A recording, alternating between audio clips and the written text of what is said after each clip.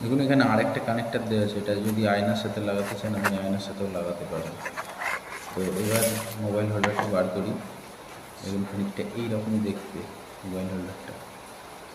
তো এটার সাথে অনেক বড় তার দেওয়া আছে, যেটা ব্যাটারির সাথে আপনি ডাইরেক্ট কানেক্ট করতে পারবেন। ব্যাটারির সাথে ডাইরেক্ট কানেক্ট হয়ে যাবে। অনেকটা লম্বা তার দেওয়া আছে, ব্যাটারির পোল পর্যন্ত চলে যাবে।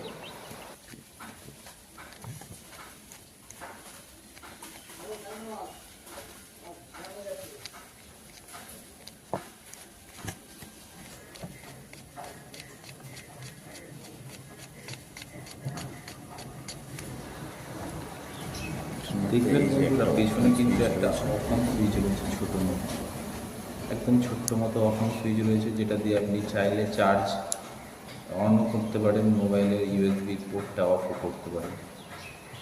তো ইউএসবি পোর্টটা দেখে নিন, এইভাবে খুলতে হবে।